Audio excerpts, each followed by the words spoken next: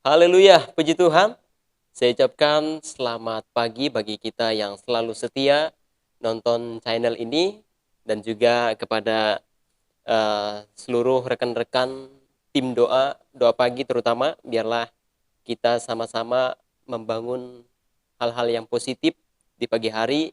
Biarlah kita selalu mendapatkan sukacita di pagi hari dan juga kita mendapatkan damai sejahtera yang daripada Tuhan.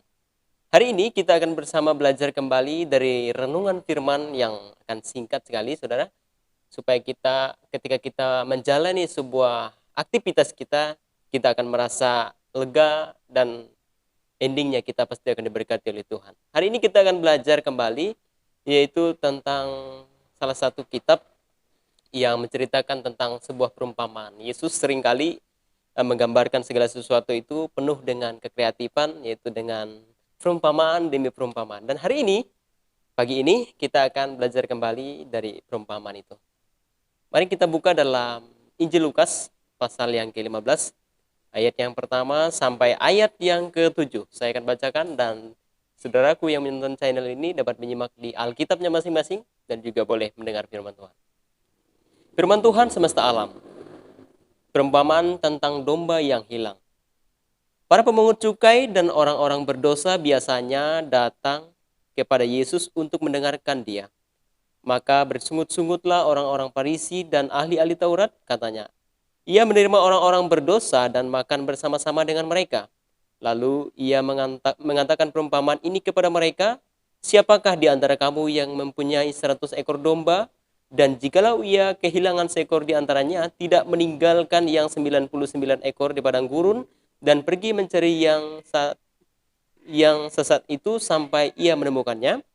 Dan kalau ia telah menemukannya, ia meletakkannya di atas bahunya dengan gembira, dan setibanya di rumah ia memanggil sahabat-sahabat dan tetangga-tetangganya, serta berkata kepada mereka,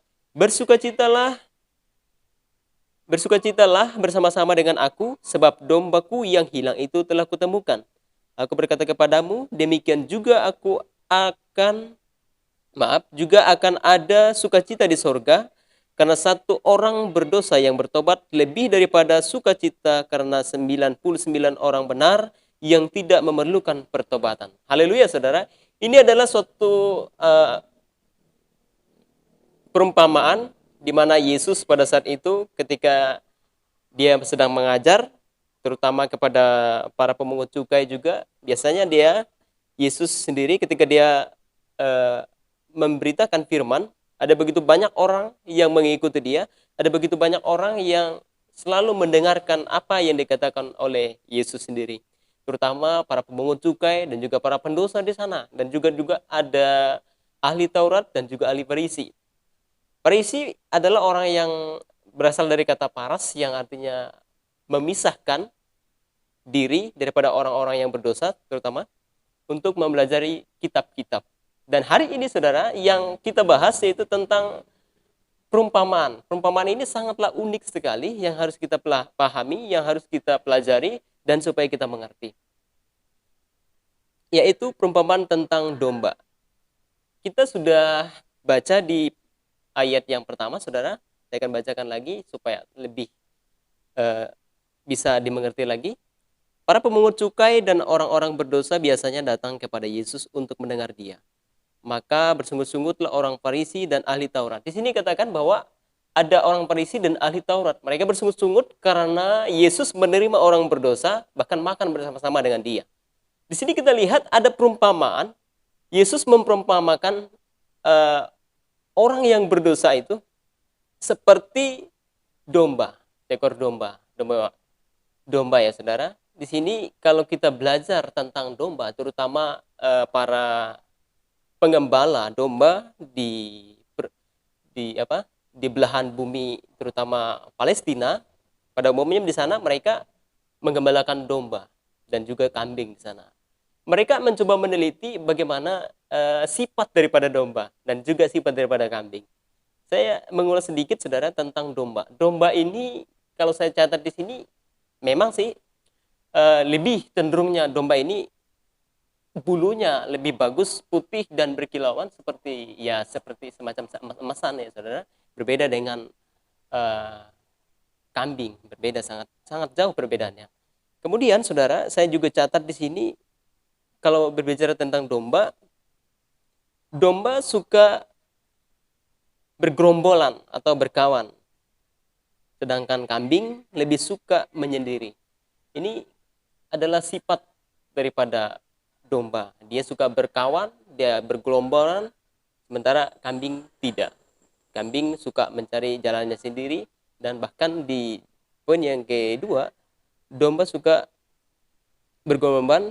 Kemudian yang pertama, jinak, penurut, dan terhadap gembalanya, sedangkan kambing cenderung membangkang, sulit diatur.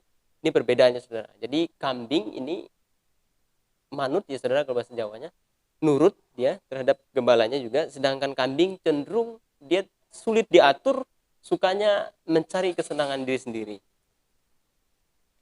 Kemudian yang berikutnya saudara, kalau kita membahas akan hal ini, Yesus ingin kepada setiap orang berdosa mengenal akan dia.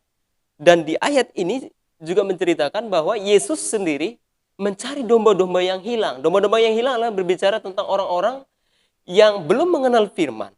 Yesus rindu, Yesus mencari domba-domba yang hilang itu, terutama orang-orang yang belum percaya akan Tuhan. Nah, tugas inilah yang Yesus lakukan selama dia hidup di dunia, yaitu mencari orang-orang yang berdosa. Kenapa? Di ayat yang selanjutnya, saudara, Alkitab mencatat ketika satu orang bertobat, maka ribuan, bahkan berlaksa-laksa, malaikat surga bertepuk sorak karena pertobatan itu. Dan kalau lihat lagi, saudara, ada begitu banyak orang-orang, terutama ahli Taurat dan juga orang Farisi, tidak menyenangkan akan hal itu. Yang mereka pikirkan bahwa orang berdosa itu ya tetap berdosa. Orang berdosa itu tidak ada tempat di mana surga ada. Tetapi Yesus berbeda dengan pemikiran mereka, pola pikir mereka. Yesus turun ke dunia untuk menebus orang yang berdosa. Kebanggaan besar ketika orang berdosa, walaupun satu orang yang berdosa, terima Yesus sebagai sang juru selamat. Itu adalah kebanggaan, dan malaikat surga pun bertepuk sorak. Itu adalah sebuah kebanggaan Yesus. Dan di dalam Alkitab juga mencatat, saudara, terutama kitab yang kita baca, bagaimana Yesus mencintai orang-orang berdosa. Yesus mencintai orang-orang yang tetap rendah hati, yang mau bertobat.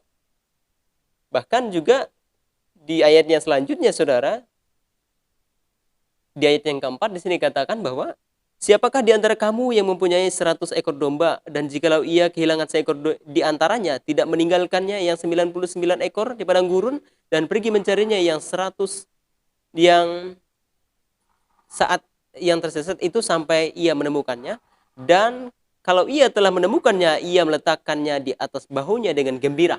Yesus di sana gembira ketika dia kehilangan satu ekor domba dari 99 ekor domba, yang satunya hilang, dan kemudian dia mendapatkan yang satunya itu. Gembiranya Yesus bagaimana saat itu.